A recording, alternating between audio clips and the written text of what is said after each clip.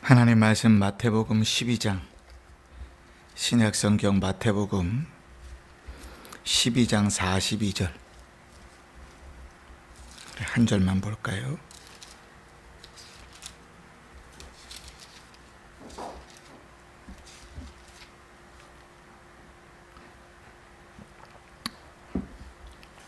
우리 함께 봉독하십시다. 신약성경 20쪽입니다. 신약성경 20쪽 마태복음 12장 42절 우리 한 절 같이 봉독합니다. 시작. 심판 때에 연방 여왕이 일어나 이 세대 사람을 정죄하리니 이는 그가 솔로몬의 지혜로운 말을 들으려고 땅 끝에서 왔음이거니와 솔로몬보다 더 큰 이가 여기 있느니라. 아멘. 오늘부터 한두 주간은 그 스바의 여왕에 대한 말씀들을 좀 나누려고 합니다. 바리새인과 서기관들이 예수님에게 표적을 구하죠. 믿기 위해서 구하는 것이 아니고 안 믿기 위해서 구하는 겁니다. 믿으려고 표적을 보여달라는 것이 아니고 믿고 싶은데, 정말 믿고 싶은데 믿을 수 없어서 표적을 구하는 것 아니고 믿지 않으려고 예수님을 시험하며 표적을 구하는 것입니다. 이미 이 마태복음 12장의 이야기 자체가, 표적을 구하는 이야기 자체가 안식일에 손 마른 자를 고치신 사건으로부터 시작됐으니까, 그러니까 사실 표적은 그들이 보았던 거죠. 그럼에도 불구하고 표적을 구하는 것은 예수님을 어떻게 궁지에 몰아넣을까, 안 믿을까 하는 고민 가운데서 이루어진 일입니다. 예수님께서 그럼에도 불구하고 그래도 나는 보여주겠다 하고 표적을 보여주실 수 있는 능력이 충분히 있으시죠. 전능하신 하나님이시고 또 사람의 몸을 입고 이 땅에 오신 하나님이시니 어떠한 방법으로든 그들이 말할 수 없도록 완전히 기적적인 역사로 제압해버릴 수 있었습니다. 그러나 예수님께서 표적을 보여주시지 않겠다고 거절하십니다. 그러면서 두 가지를 이야기하시는데, 이미 너희에게 주어져 있는 표적, 그것이 너희를 정죄할 것이다, 이렇게 말합니다. 첫 번째는 요나가 니느웨 성에 가서 복음을 전했을 때 그 백성들이 다 회개하였던 사건이고, 또 하나는 솔로몬 시대의 스바의 여왕이 솔로몬을 찾아온 것입니다. 그 니느웨 사람들이 스바 여왕이 심판 때에 너희를 정죄할 것이다, 이 말씀을 1차적으로 불신자들을 향하여 한 이야기입니다. 아까도 서두에도 얘기했지만 믿으려고 구하는 게 아니라 안 믿으려고 구하는 거니까요. 안 믿으려고 마음먹은 사람에게는 그 왕도가 없는 것 같아요. 그죠? 사람의 마음이 그렇습니다. 본인이 이미 결론을 다 내려놓으면 어떠한 기적이 일어나도 그것은 믿으려고 하지 않아요. 아무리 맞다는 증거를 갖다 대도 인정하려고 들지 않습니다. 왜냐하면 이미 마음속으로 결정을 내려놨으니까요. 이 바리새인과 서기관들이 그런데, 그래서 심판날에 그 불신자들을 향하여 예수님께서 이렇게 말씀하시는 거예요. 그들이 너희를 정죄할 것이다. 근데 조금 우리가 좀 그 내용들을 깊이 생각해 보면, 불신자들만 정죄할까? 아니요, 신자들을 향하여도 뜨겁지도 않고 차갑지도 않은 미지근한 모습으로 살아가는 이들, 그냥 대충 여지껏 경험으로 살아가는 이들, 형식적으로 살아가는 이들을 향하여도 이 주님의 말씀은요, 그들이 심판날에 너희를 정죄할 것이다 하는 것을 이야기합니다. 왜냐하면 지금 주님께서 들고 계시는 스바의 여왕의 그 정죄는 무엇을 기반으로 하냐면 그의 상황과 그의 결단을 기반으로 하기 때문에 그예요. 그의 삶을 기반으로 합니다. 그러니 이런 거죠. 나도 이 정도 하는데 네가 그 정도 하면 되겠느냐라는 정죄를 받을 것이라는 거예요. 믿지 않는 자들을 향하여는 그 정죄가 명확할 것이지만 믿는 이들을 향하여는 더더욱 그렇다 하는 거죠. 그지? 그래서 직분을 받는다는 것은 대단히 하나님 앞에 두려운 일이라 그랬습니다. 왜냐하면 직분을 맡는다는 것은 그만큼의 수준을 기대하는 것이니까요. 원래 목사님께서 어떤 목사님들이 이야기하면서 그렇게 얘기하셨어요. 목사이기 때문에 수준이 못해도 60점은 될 줄 알았다. 못해도 목사니까 60점, 70점 수준이 그 정도는 될 줄 알았는데 20점, 10점도 잘 안 되더라. 그지? 그러니까 하나님 앞에서 심판받을 때 성도의 수준이 주님 앞에 집사로 혹은 권사로 혹은 장로로 목사로 부름받아 살았는데 그 수준이 야 너는 저 초신자보다도 못하다 이런 이야기를 들으면 안 되겠잖아요. 근데 주님께서 지금 뭐라고 얘기하시냐면 그 스바의 여왕이 너희를 그렇게 정죄할 것이다 그렇게 말씀하십니다. 그러면 도대체 스바의 여왕이 어떤 자격으로 스바의 여왕이 무엇으로 심판날에 우리를 정죄할 것인가, 무엇으로 불신자들을 정죄한다고 말씀하시는가, 그 내용을 좀 우리가 알아야 정신을 똑바로 차리고 은혜를 받고 똑바로 차리고 믿음의 삶들을 살아가겠지요. 그래서 오늘은 좀 그 이야기들을 좀 나누려고 합니다. 오늘 우리가 읽은 성경에 보면 그 여인을 뭐라고 표현하냐면 두 가지로 표현합니다.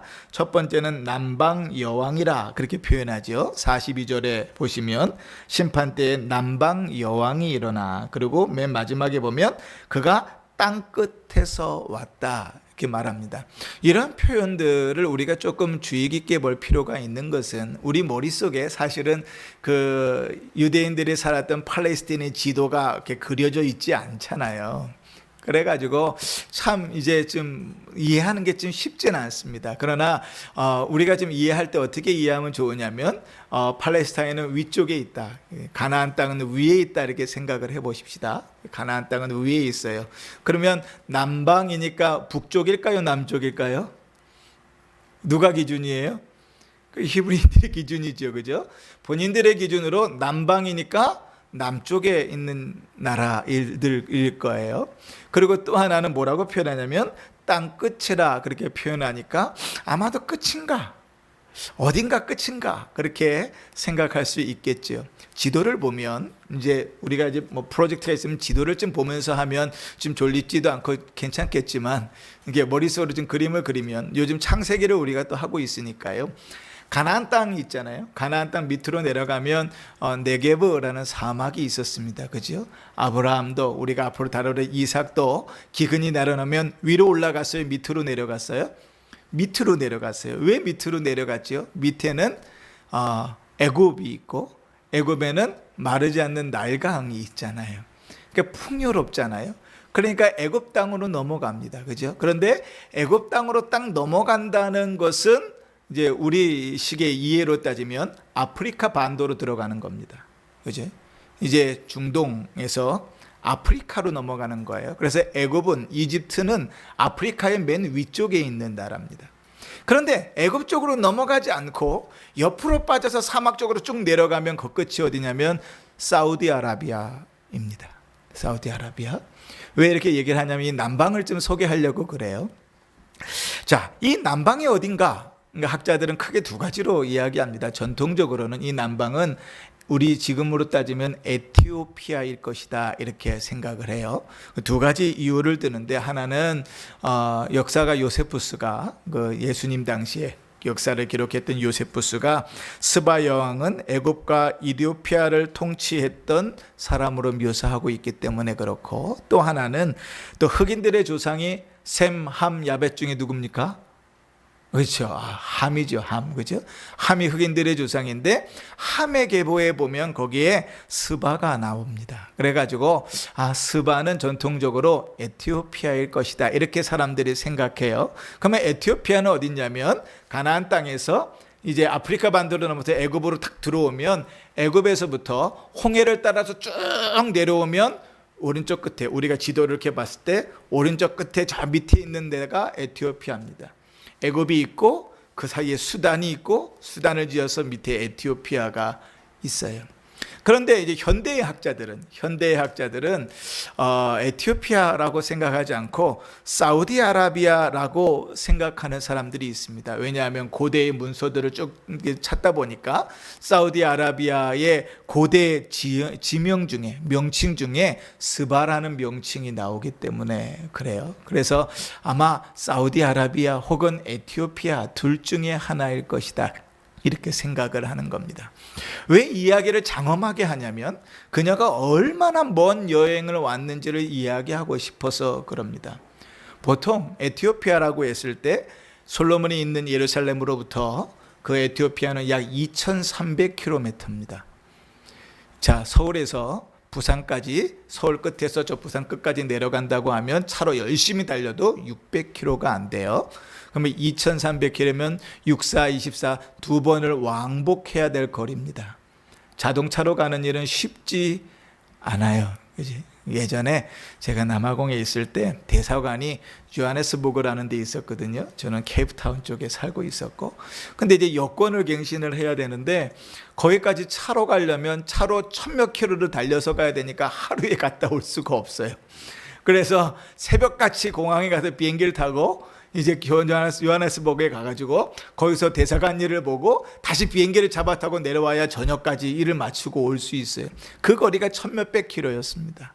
그런데 비행기도 없고 자동차도 없는 그 시대에 약 2300~400km 떨어진 거리를 왔다고 생각해 보세요. 대단한 결단이죠. 하나하나 좀 좁혀가 보십시다. 그러면 도대체 이 스바의 여왕이 행했던 일들이 어떠했길래, 그 상황이 어떻길래 그가 정죄한다고 말하는가? 첫 번째는요, 그가 소문을 듣고 믿었다는 거예요. 어떤 소문을 듣고 믿었을까요? 저기 팔레스타인의 가나안 땅에 솔로몬이라는 왕이 있는데 그 왕의 지혜가 대단하고 그 왕이 그 지혜로 꾸며놓은 것들이 대단하고 그 왕궁이 화려하고 그가 무역을 하는데 그 무역이 아주 풍성하고 거기에는 없는 것이 없고 은은 그냥 돌덩이보다도 흔해서 쓰지도 않고 막 이런 소문들이 어디까지 2300여 킬로 떨어져 있는 스바까지 들려온 거예요. 그 여왕에게까지. 여러분, 소문의 특징을 아시잖아요. 그죠? 소문은요, 늘 한 다리를 건너가면 점점점 눈동이처럼 커집니다. 진실은 없어져 버리고 거짓만 남아요. 그래서 여러분, 들은 이야기를 사실인 것처럼 말하면 그건 죄입니다.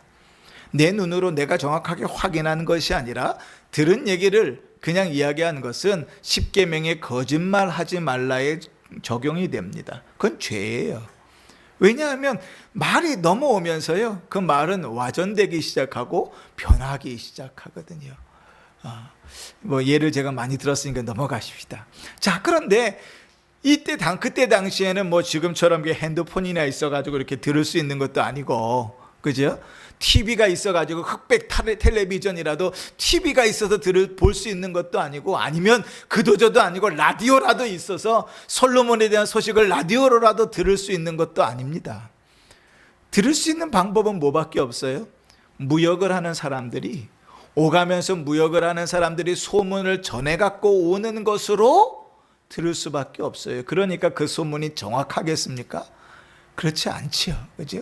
보통 소문을 들으면 반은 깎고 시작해야 돼요. 그죠? 소문을 믿고 시작하는 게 아니라 그냥 참고만 할 뿐이지 내 입에서 절대로 그 소문이 다른 사람에게 전해져서도 안 됩니다. 그건 주님께서 경고하시는 죄니까요. 그런데 그렇게 소문이 2000몇백 킬로를 떨어서 스바의 여왕에게까지 들려왔습니다. 부풀어질 수도 있고 그것이 거짓일 수도 있는데 이 스바의 여왕이 그 소문을 듣고 믿었습니다.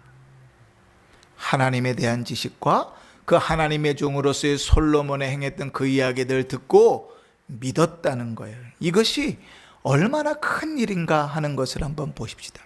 이 스바의 여왕이 참 지혜로웠던 것 같아요. 그리고 이 스바의 여왕은 지혜에도 관심이 많았던 것 같습니다. 솔로몬을 그렇게 찾아올 정도면 대단히 여러 가지의 지혜를 구하고 박식했던 사람으로 생각되어져요. 그러면 여러분, 요즘으로 한번 생각해 보십시다. 우리가 예수 그리스도의 복음을 전할 때 우리는 예수 그리스도의 복음을 소문으로 전하던가요? 아니요. 주의 복음이 우리에게 귀로 구전으로 이스라엘 사람들처럼 들려져서 그렇게 내려왔던가요? 아니요. 우리 손에 성경으로 들려져 와서 우리 손에 읽고, 지금도 그 난고 방언으로 그 성경을 번역하라고 힘쓰는 선교사들이 있죠. 우리도 역시 그런 선교사님들을 놓고 기도하고 있잖아요. 특히 이제 또족을 위해서 기도하고 있는데, 그 사역들도 역시 그런 사역들이죠. 성경을 들고 있고 또 주의 말씀을 따라서 예수 믿은 자들이, 증인들이 그 복음을 전합니다. 그뿐인가요? 복음을 전하는 사람이 한두 명이 아니잖아요. 우리의 식구 중에 부모가 그 복음을 통하여 예수를 믿은 자도 있고, 자식이 그럴 수도 있고, 형제가 그렇기도 하고, 친척들이 그렇기도 하고, 우리의 지인들이 그렇기도 하고, 수많은 증인들이 있습니다. 그 세상 사람들은 어때요? 대단히 지식을 갈구하고 박식합니다. 세상의 지식들이 얼마나 박식한지 몰라요. 제 아이들에게 제가 그럽니다. 묻거든요. 가끔씩 당시 어떤 이슈가 되는 것들에 대해서 물어요. 예전에는 그랬어요. 그 시험 볼 때 IMF가 뭐의 약자인가 이렇게 물었어요. 그럼 모르면 그 상식이 없는 겁니다. 그 얼마 전에도 제가 저희 애들한테 물어봤거든요. 야, 델타 변이가 뭐냐 물었어요. 그래서 모르면 그러면 좀 알아야 되는 거죠. 그죠? 이제 델타 변이를 넘어서 지금 람다 변이까지 나왔어요. 이게 지금 어렵지요. 헬라어 알파벳입니다. 알파, 베타, 감마, 델타, 뭐 이렇게 내가 나가는 건데, 그 이제 그 순서를 따라서 그 A 변이, B 변이 안 하고 이제 헬라어로 써갖고 그렇게 쓰는 건데요. 상식이 대단해요. 사람들의 상식이요. 그 시험 보려고 회사에 들어가려고 하면 상식 책이 막 이렇게 두껍습니다. 뭐 정치, 경제, 사회, 문화에 대단한 상식들을 갖죠. 관심들이 얼마나 많은지 몰라요. 또 이야기하다 보면 또 드라마에 대해서도 얼마나 박식한지 몰라요. 뭐 이 드라마 저 드라마 그냥 이야기들이 나오는데요. 사람들이 요즘은 드라마를 모르면 뭐 대화가 안 된다면서요. 뭐 아이돌을 모르면 또 젊은 아이들은 대화가 안 된다 그러잖아요. 대단히 여러 가지에 관심이 많아요. 그런데 복음에 대해서는 관심이 없어요. 소문이 아니라 진실과 증인과 증거를 가지고 전하는데도 관심이 없다고요. 스바에 영한 그 먼 거리에서 소문의 소문을 들어서도 그것을 믿고 솔로몬을 찾아왔는데, 이 시대의 사람들은 증인이 있고 증거가 있음에도 불구하고 예수 그리스도의 복음에 대해서 관심이 없어요. 믿으려고 하지도 않고 믿지도 않아요. 그렇게 세월들을 낭비해 버리는 것이죠. 그러니 그들을 향하여 스바의 여왕이 정죄한다는 것입니다. 예수님 당시에도 마찬가지겠지요. 예수님 당시에와 우리의 시대가 비슷할 것이라고 저는 생각해요. 왜냐하면 예수님 당시부터 스바의 왕 솔로몬 시대까지는 약 1000년이 차이가 납니다. 1000년이 되게 길지요. 1000년의 차이가 나는데, 예수님이 오신 다음부터 우리에게까지는 그리스도의 빛으로 완전히 비춰진 그 빛을 가지고 살잖아요. 그러니까 우리는 명확한 복음을 듣고 사는 사람들입니다. 그런데 아무리 입으로 복음을 전해도 그 복음을 들으려고 하지 않고 그 복음에 관심이 없는 세대에 대하여 심판날에 하나님께서 누구를 증인으로 세우시겠다고요? 스바의 왕을 증인으로 세워서 그로 하여금 정죄하게 만들겠다고 말씀하시는 걸. 무서운 이야기죠. 지금 예수님은 당시의 바리새인과 서기관들, 특별히 믿지 않으려고 표적을 구하는 그들을 향하여 말씀하십니다. 그러나 그 주위에 있는 많은 신자들을 향하여도 역시 마찬가지겠지요. 우리의 관심은 어디에 있는지 좀 돌아볼 필요가 있습니다. 그지요? 세상의 것들엔 되게 관심이 많습니다. 저도 새 패턴이 좀 그래요. 그래서 아침에 기도회가 끝나고 나면 이제 아침 뉴스를 봅니다. 한 2개, 3개 정도 채널을 통해서 아침 뉴스들을 보고 신문들을 좀 봐요. 그리고 이제 하루 돌아가는 걸 보고 하루를 시작해요. 무지하게는 살 수가 없으니까요. 그리고 이제 저희 아이들도 이제 대학생들이 되니까 아이들하고 좀 대화를 하려면 어느 정도 상식은 또 갖춰야 돼서 요즘 시사를 모르면 대화가 안 되니까요. 하여간 열심히 듣습니다. 기도하고 또 이제 또 시사를 듣고 그렇게 하루를 시작하지요. 여러 가지 관심들이 많습니다. 이슈들도 많아요. 저 같은 경우는 선교지에 대한 관심들도 많고요. 장애인에 대한 관심들도 많고요.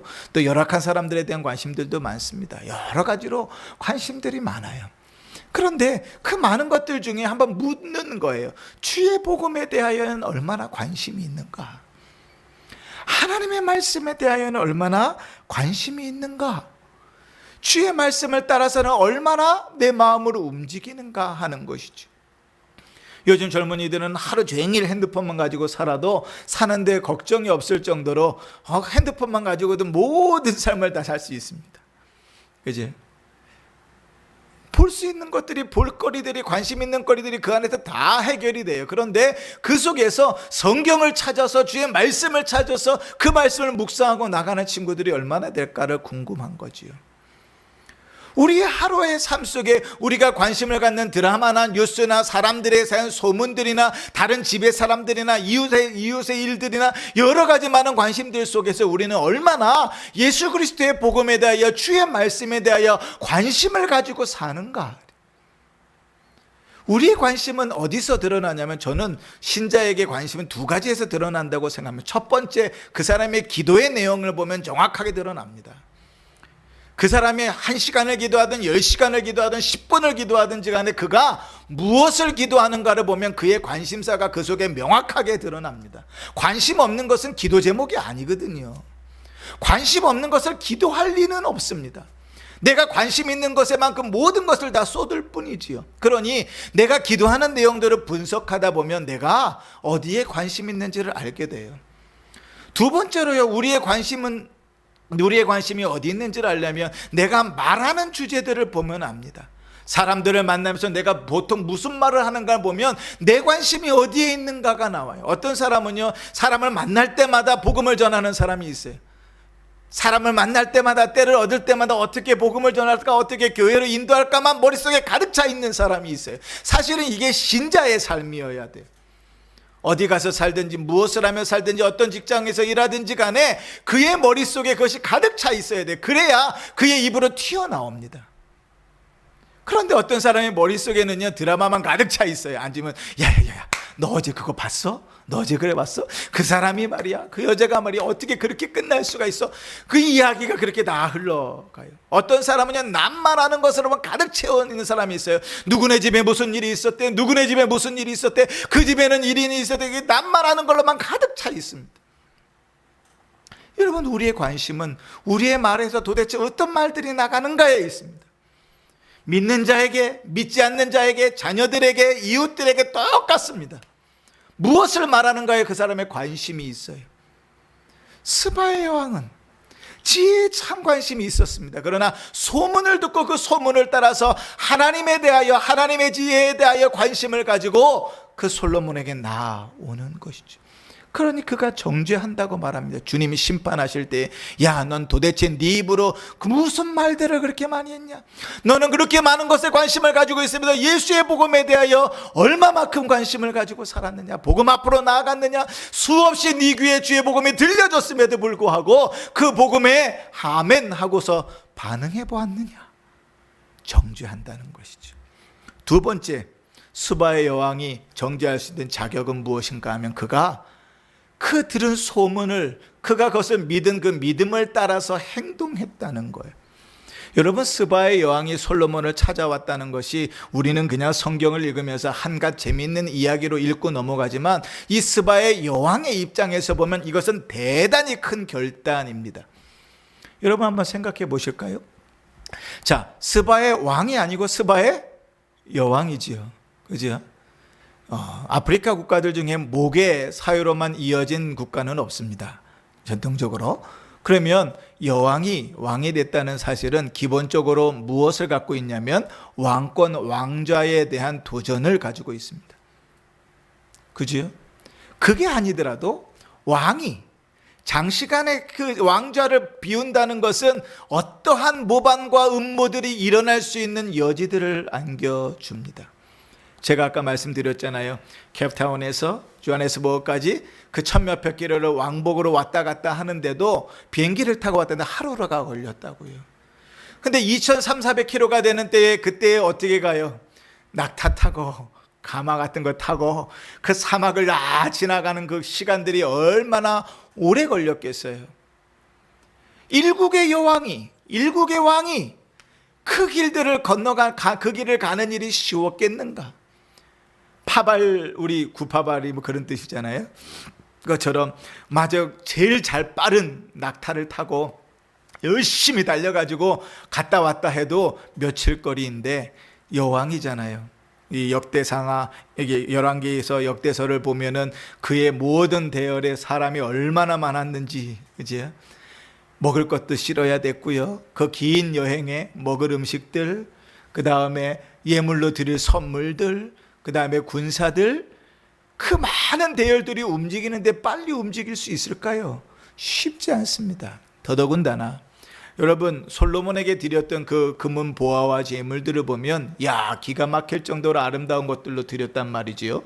그런데 저 밑에 에티오피아에서부터 쭉 올라와서 지금 우리로 따져도 남수단과 수단과 이집트 그 세 개 나라를 거쳐서 또 이렇게 넘어와서 사우디아라비아를 거쳐서 올라와야 되는 네 개 나라 이상을 거쳐서 올라와야 되는데 그 큰 행렬이 그 많은 재물을 가지고 넘어갈 때 얼마나 많은 약탈의 위험들을 당했겠어요. 얼마나 많은 어려움들을 가지고 있겠어요. 그 모든 리스크를 감당하고 그가 솔로몬을 만나러 가기로 결단한 겁니다. 그러니까 스바의 여왕이 솔로몬을 만나러 간다는 것은 그냥 한낱 재밌는 이야기가 아니라 그 여인의 입장에서 보면, 그 여왕의 입장에서 보면 대단히 중요한 결단을 가지고 걸어가는 것이었어요. 근데 여러분 한번 생각해 보세요. 지금은요, 우리나라도 그래요. 우리나라 대통령이 외국으로 갈 때 대우가 두 가지로 나눠집니다. 첫 번째는 내가 용무가 있어서 갈 때는 우리가 비용을 다 댑니다. 아시죠? 그러나 그 나라에서 초청할 때는 그 나라에서 비용을 다 댑니다. 이야기가 달라져요. 그런데 이 스바의 여왕이 솔로몬을 만나러 갈 때 솔로몬에게 미리 서신을 보내가지고 가도 될까요? 언제쯤 만납시다. 교류라도 하고 갔을까요? 아니요. 초청도 없이, 가서 만난다는 확신도 없이 그는 그냥 출발한 거예요. 뭐 하나 믿고, 그에 대한 소문 하나 믿는 그 믿음 가지고 출발한 거예요.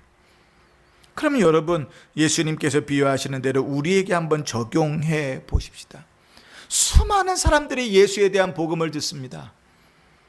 우리가요, 꼭 요즘처럼 복음을 잘 들을 수 있는 기회가 없어요. 옛날에는 라디오라든지 인터넷이라든지 TV로 이렇게 복음을 들을 기회는 없었지만, 중간중간에 길거리를 지나가다 보면 찬송 소리들이, 말씀을 외치는 소리들이 자주 들렸어요. 왜냐하면 노방전도 하는 사람들이 많았거든요. 저도 고등학교 3년 내내 매일 토요일마다 노방전도 했습니다. 아마 3년을 통틀어서 두세 번밖에 토요일 날 쉰 적이 없을 거예요. 3년 내내 토요일마다 노방전도 해서 천호사거리, 길동사거리 거기서요. 제가 그쪽에 살았었거든요. 매일 2시간, 매 토요일마다 2시간씩.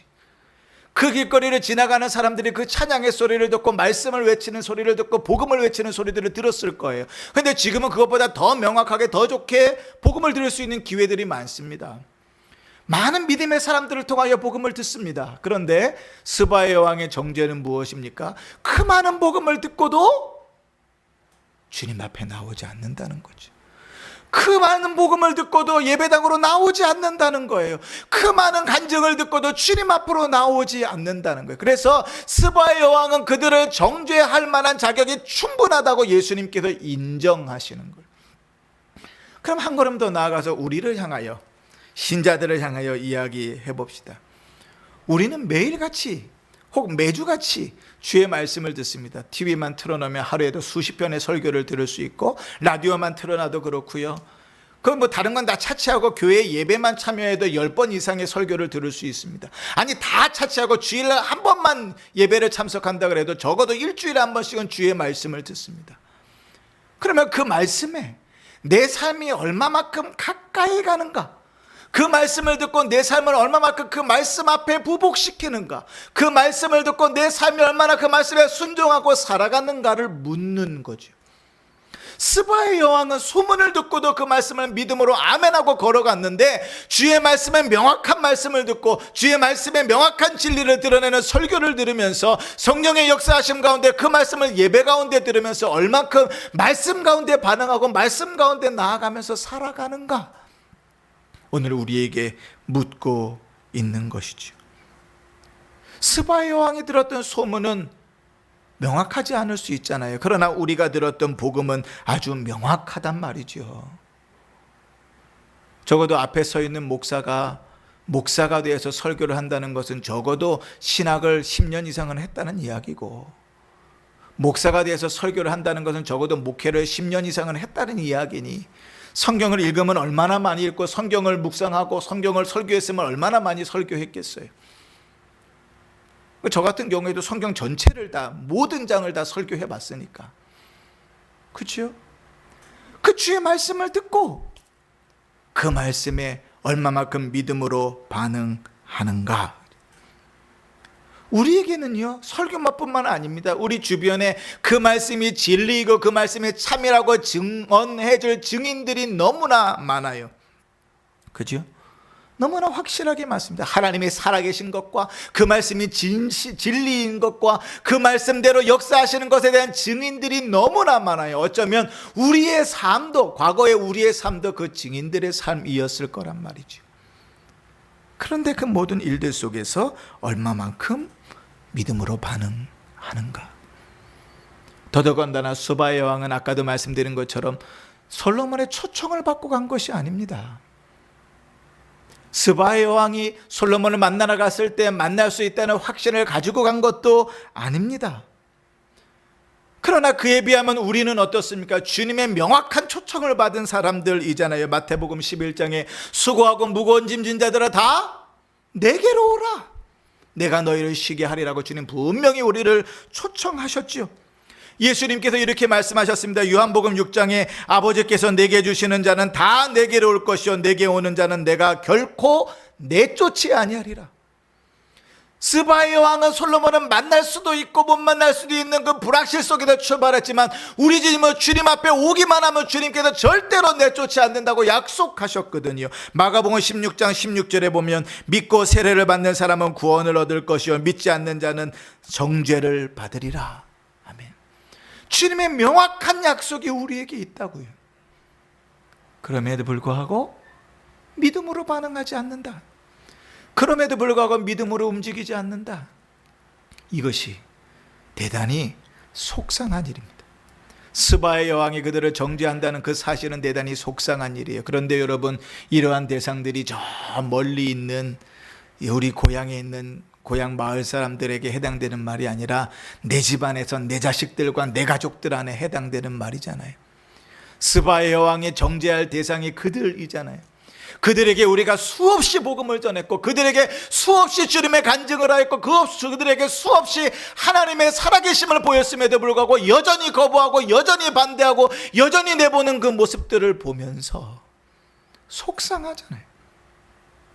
수없이 목사로서는 그럽니다. 수없이 설교를 하는데 그 설교들 가운데서 변화되지 않을 때 그것만큼 속상할 때가 없어요. 자식을 먹여요. 열심히 돈을 벌어가지고 잘 먹이든 못 먹이든 열심히 자식을 먹입니다. 근데 자식을 한 끼도 빼먹지 않고 열심히 먹이는데 자식이 점점 삐짝 꼴아요. 그래갖고 빼빼 말라가지고 영양실조 걸린 사람처럼 비실비실 이렇게 산단 말이죠. 그러면 그 모습을 보면서 기뻐할 부모가 있어요? 나는 먹일 역할을 다 했으니 못 자란 건 지 탓이다 이렇게 생각할 사람이 있어요? 아니요. 부모는 백이면 백 그 상황에서 내가 그래 잘못 나서 내가 좋은 것으로 먹이지 못 늘 그렇게 탓하는 거예요. 목사도 마찬가지입니다. 성도가 늘 예배 가운데 참여하고 믿음으로 살아가는데 그 신앙이 자라지 않으면 목사는 그것에서 시험에 들어요. 목사는 거기서 쉽게 넘어져 버립니다. 그래서 제가 늘 이제 말씀을 드리잖아요. 초신자들이 예배 시간에 좋은다, 그거는 그럴 수 있어요. 중고등학교 애들이 예배 시간에 떠든다, 그건 그럴 수 있어요. 그것 갖고 시험 들지 않아요. 뭐 어떻게 그랬어요? 물론 제 아들은 무지하게 잡긴 하지만 그럴 수 있어요. 그런데 직분자가 예배 시간에 좋은다, 직분자가 예배 시간에 떠든다, 직분자가 예배 시간에 왔다 갔다 예배에 집중하지 못한다, 그거는 목사에게 대단히 큰 시험거리예요. 대단히 큰 시험거리예요. 오죽하면, 그 신앙에 오죽하면 어떻게 예배 시간에 와서 좋을 수 있어요? 직분을 맡은 자가. 그렇죠? 그건 있을 수 없는, 상식적으로 있을 수 없는 일이거든요. 하나님께 구원받은 사실이 귀함을 알고 믿음의 삶을 시작했고 그 은혜가 감사하고 귀에서 직분을 받고 주의 교회를 섬기는 자인데 예배 시간에 존다는 건 앞뒤가 전혀 맞지 않는, 있을 수 없는 일이에요. 예배 시간에 떠든다, 있을 수 없어요. 어떻게 하나님 앞에 예배를 드리는 일이 그 가장 경건하고 거룩한 일이어야 되는데 그럴 수가 있어요? 그럴 수 없어요. 물론 특별한 상황들은 늘 있습니다. 그죠? 어젯밤에 한숨도 못 자고 커피를 마셔서 그런지 잠이 안 와가지고 새벽까지 설치고 일어났어요. 아침에 일어났는데 막 비몽사몽하고, 근데 주일날 아침에 나와서 예배를 드리는데 졸리지 않을 수 있나요? 당연히 졸리죠. 그런 경우는 있을 수 있습니다. 얼마든지요. 정말 예배 중인데요, 정말 막 화장실이 급해가지고 옆 사람한테 좀 비켜주십시오, 제가 조용히 나갔다 화장실에 갔다 올게요, 이야기할 수 있어요. 급한 상황 등은 얼마든지 있거든요. 그런데 그런 모습들이 아니라 일반적으로, 보편적으로 그 신앙이 멈춰 있을 때 그것은 고민거리들이 되는 것이거든요. 사랑하는 성도 여러분, 스바의 여왕이 정죄하는 이유는 자격은 명확하다, 그렇게 말하는 것입니다. 세 번째로 스바의 여왕은요, 지혜를 총동원했습니다. 열왕기상 10장에 보면 이렇게 표현하고 있어요. 스바의 여왕이 여호와의 이름으로 말미암아 솔로몬의 명성을 듣고 와서 어려운 문제로 그를 시험하여 그가 솔로몬에게 나와 자기 마음에 있는 것을 다 말하매. 스바의 여왕이 드디어 솔로몬을 만났습니다. 그 소문으로만 듣던 그 솔로몬은 2000 몇백 킬로에 걸쳐서 수 없는 날을 지나서 이제 솔로몬을 만났어요. 그 만남이 얼마나 길었는지 모르겠습니다. 그런데 성경은 뭐라고 표현하냐면 두 가지 표현을 썼어요. 첫 번째는 그가 어려운 문제들을 그에게 다 구했다는 거예요. 여러분, 어려운 문제를 생각하지 않고 살아가는 사람들이 있나요? 걱정과 근심들을 고민하지 않고 살아가는 사람들이 있나요? 아마 그런 분들은 스트레스에서 자유로운 사람들일 텐데, 그런데 어려운 문제들, 고민이 되는 문제들은 늘 머릿속에서 떠나지 않고 마음속에서 떠나지 않습니다. 다시 말하면 스바의 여왕은 자기가 왕으로서, 여왕으로서 나라를 다스리는 일에 대하여, 자기가 고민했던 일에 대하여 풀리지 않았던 수많은 어려운 문제들을 다 하나님의 종인 솔로몬을 찾아와서 그에게다 물었다는 거예요. 하나의 아쉬움도 남기지 않고 하나의 후회도 남기지 않으려고, 두 번째로 뭐라고 하면 마음에 있는 것을 다 말하였다고 이야기해. 다 말하였다. 그리고 그가 얻은 결론이 뭐냐면 솔로몬이 하나도 대답하지 못한 것이 없었다. 그 얘기는 다시 뒤집어 말하면 스바 왕이 그 모든 질문 가운데 하나도 흡족하지 않았던 대답이 없었다는 거예요. 주님 앞에 나와서 주께 묻는 일에 있어서 주님께서 우리를 결코 실망시키지 않습니다. 우리의 인생의 문제에 있어서, 우리의 신앙의 문제에 있어서 우리가 하나님 앞에 나와 기도하고 주의 말씀을 통해서 그 길을 찾으려고 발버둥 칠 때 주님은 절대로 우리를 실망시키지 않습니다. 문제는 뭔가 하면 주님 앞에 나오지 않는 거예요. 그 지혜를 동원하지 않는 거예요. 그 주님께 묻지 않는 거예요. 주 앞에 기도는 하는데 말씀을 보지 않고, 주 앞에 말씀만 보는데 기도는 하지 않고, 그지? 형식만 갖추고 살아가요. 세상 사람들은 어떻습니까? 그들은 더하지요. 세상의 지혜와 그 갈급함들을 다 세상 어디에서든 찾으려고 노력합니다. 그런데 주님 앞으로 가지고 나오지는 않아요. 믿지도 않아요. 교회 안에 주의 말씀에 그 진리의 답이 있다고, 그 진리의 영생, 그 진리에 대한 해답이 있다고 이야기해도 믿으려 하지도 않아요. 주님 앞에 정답이 있다고 말해도 믿으려 하지 않아요. 받아들이려 하지 않아요. 거기에 나의 관심이 없어요. 근데 그 답들을 열심히 다른 곳에서 찾습니다. 철학을 두드리고, 경제를 두드리고, 사회를 두드리고, 윤리를 두드리고, 여러 문을 두드리면서 자기들의 답을 찾으려고 발버둥 쳐요. 그런데 해결되지 않아요. 여러분, 사람은 하나님께서 창조하셨어요. 사람의 모든 인생을 하나님이 아세요. 그 세상의 모든 창조하신 것을 하나님께서 다스리고 계셔요. 그럼 그 모든 답이 어디서 나올까요? 하나님으로부터 나오는 것이 당연해요. 만드신 분이 가장 정확하게 알거든요. 어떨 땐 제가요, 제 몸인데도 제 생각인데도 저도 제 마음을 모를 때가 있어요. 그런데 하나님은 나도 모르는 내 마음을 정확하게 알고 계시거든요. 근데 주님 앞에 찾아나와서 묻지 않는 거예요. 주 앞에서 찾지 않는 거예요. 그러니 스바의 여왕이 그 모든 어려운 문제들과 자기의 궁금한 것들을 다 하나님 앞에 갖고 와서 솔로몬에게 물었던 자로서 그가 심판날에 정죄한다는 거예요. 너는 왜 묻지 않았느냐? 성경이 네 손에 들려진 지가 얼마고, 한글을 몰라서 못 읽는 것도 아니고, 주의 말씀을 귀가 먹어서 듣지 못하는 것도 아니고, 눈이 어두워서 보지 못하는 것도 아니고, 왜 주의 말씀 앞에 나오지 않느냐? 왜 하나님 앞에 묻지 않느냐? 왜 주님 앞으로 간절히 찾지 않느냐고 정죄한다는 것이죠. 왜요? 스바의 여왕은 그 상황 가운데서도 그랬으니까요. 잠언 1장 7절에 이렇게 말합니다. 여호와를 경외하는 것이 지식의 근본이라 미련한 자는 지혜와 훈계를 멸시한다 그랬습니다. 하나님의 지혜를 멸시하는 자를 성경은 뭐라고요? 미련한 자라 그럽니다. 그러나 모든 지혜와 지식이 하나님께 있으므로 우리가 주님 앞에 나아가기만 하면 주께서 우리를 도우신다고요. 그래서 성경에 보면 아무든지 지혜가 필요하거든 호의 주시고 꾸짖지 아니하시는 하나님께 구하라 그리하면 주실 것이라고 분명히 약속하고 계시거든. 주님 앞에 나와 묻지 않습니다. 주님 앞에 나와 그 답을 찾지 않습니다. 인생의 그 어떤 어려운 문제를 할지라도 주님 앞에 나와 찾으면 주께서 응답하실 것인데 주님 앞에 찾지 않으니 마지막 심판날에 스바의 여왕이 그들을 정죄할 것이라고 예수님께서 말씀하시는 거예요. 사랑하는 성도 여러분, 스바의 여왕이 심판날에 우리의 삶을 정죄할 것이라고 말씀하십니다. 1차적으로 불신자들을 향한 경고입니다. 바리새인과 서기관들이 예수님을 믿지 않으려고 표적을 구했던 이들을 향한 경고입니다. 그러나 그 시대, 그 세대 사람들과 같이 오늘날 시대에도 하나님의 경고는 여전히 있습니다. 불신자들을 향하여 이 스바의 여왕이 분명히 그들이 심판의 날에 주께서 정죄하실 것입니다. 그녀가 정죄할 것이거든요. 지금은 그때보다 더 명확하고 더 쉽고 더 자유롭고 더 편리하게 주의 복음 앞으로 돌아올 수 있는, 주님 앞으로 돌아올 수 있는 기회가 있거든요. 그러니 사랑하는 성도 여러분, 우리 주위를 돌아보여서 아직 주께로 돌아오지 못한 이들을 향하여 여러분 힘써 전도하시고 힘써 기도하십시오. 심판날에 스바의 여왕의 정죄를 받는 자가 되지 않도록 그들을 위하여 애쓰고 힘쓰며 기도하십시오. 그 일들을 통하여 하나님의 역사를 이루어 가실 것입니다. 두 번째로 신자들을 향하여도 우리를 돌아보게 하는 경고의 말씀입니다.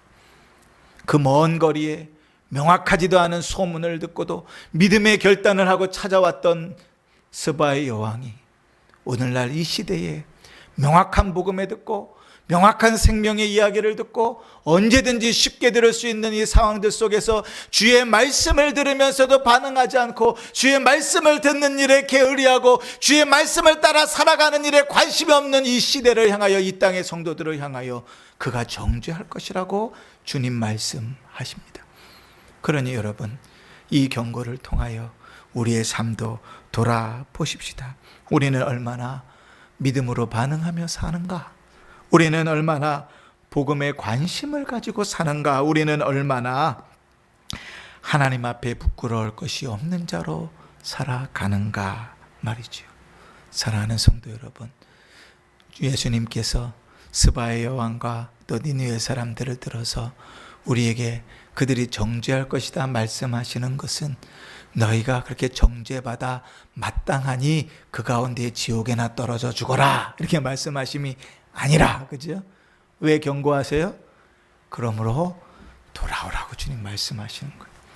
우리의 신앙의 삶을 돌이켜서 주 앞으로 돌아가기를 바라고, 불신자들을 위하여 더 힘써 기도해서 그들을 돌이켜 주께로 돌아오게 하는 은혜가 있기를 바랍니다. 우리의 삶이 그러한 은혜 가운데 주를 더 바라볼 수 있기를 바라고, 그러한 은혜 가운데 하나님 앞에 인정된 자로 부끄러움 없는 일꾼으로 살아가는 복된 성도들 되시기를 주의 이름으로 축원합니다. 아멘.